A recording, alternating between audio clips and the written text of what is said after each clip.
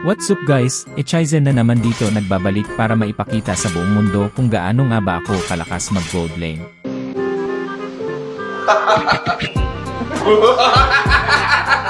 Sa araw na to ay ipapakita ko sa inyo kung paano gumamit ng Ixia at mamaya ipapakita ko sa inyo ang build at emblem ko dito.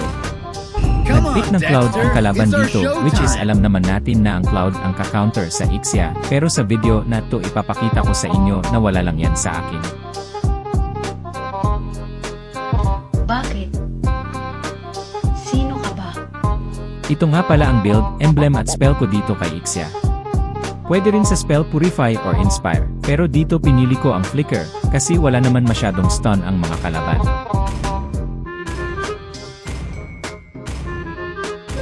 Welcome to Mobile Legends!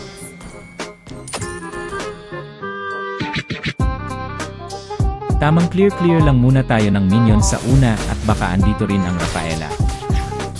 Pero dito napansin ko na ang Rafaela ay nasa mid, kaya wala akong takot na nagpakita sa mapa at alam ko na si Cloud lang ang katapat ko dito. Item muna ang kailangan kay Ixia, hindi mo muna kailangan sa mga clash tulad ng turtle fight dahil wala ka naman maitutulong doon. Focus ka muna sa farm at pagpaparami ng pera.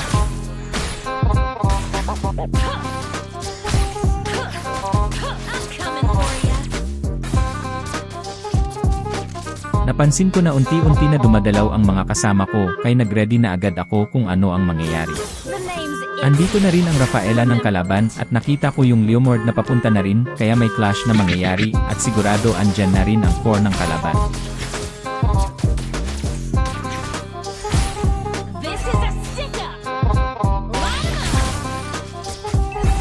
Dumating na rin ang mage ng kalaban, kaya tumitingin-tingin ako sa mapa kung ano nga ba ang gagawin ng mga kalaban at ng mga kasama ko.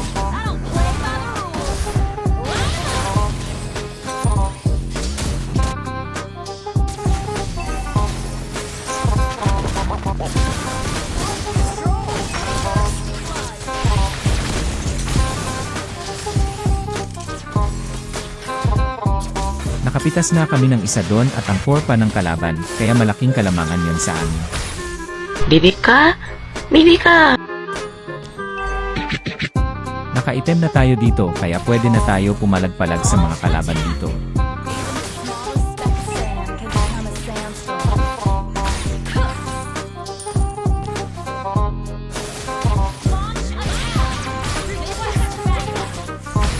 Nandito na naman ang roam ng kalaban, kaya nanghingi na rin ako ng backup sa mga kakampi ko.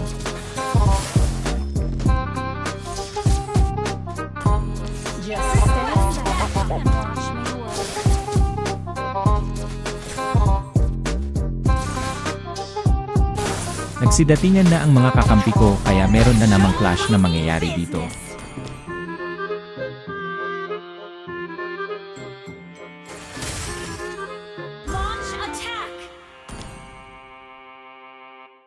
Don't worry, this ain't my first rodeo.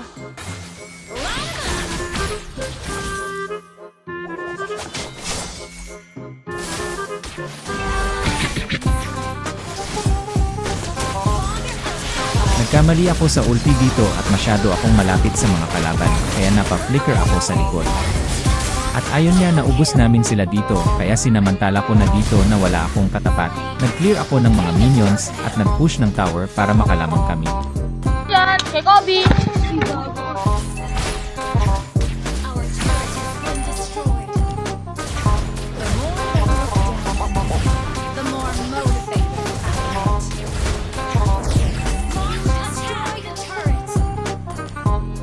Sasama lang sana ako sa turtle fight at naiwanan ko lang yung lane ko, kaso nakapag-push ang loco. Ay, tanga mo! Napalalim itong si Raulong to at nahuli pa ng Tabachoy dito, kaya napitas namin siya dito. Isa pa tong lumamon ng apoy gusto at sumunod sa si Raulong yon at nagsama pa ng bata na naiiwanan yung sapatos, kaya sinunod na rin namin siya dito.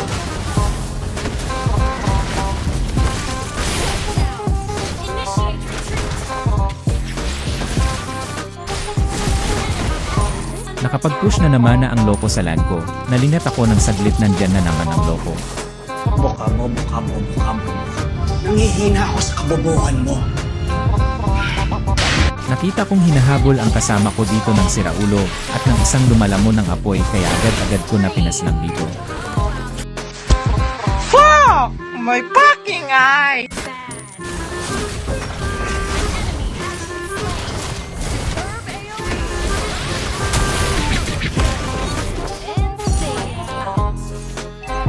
Naglolord na kami dito kaso yung Leomord doon na wala na ata sa sarili at kung saan na napunta.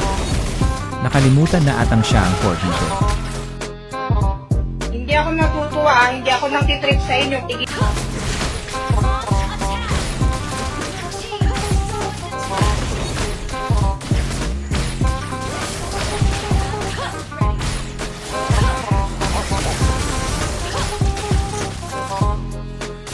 Balak pa atang agawin ng Karina dito yung Lord at buti na lang na last hit ko yung Lord.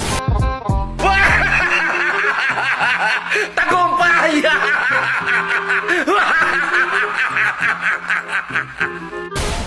Balak pa talagang agawan ako ng Lord, si Echizen to. TV Patrol! Dito nyo na makikita at matutunghayan ang kung sino nga ba ang pinakamalakas sa laban na to at makikita nyo dito kung gaano ako kalakas mag-iksya. Manood kayo at mamangha, huwag lang magugulat.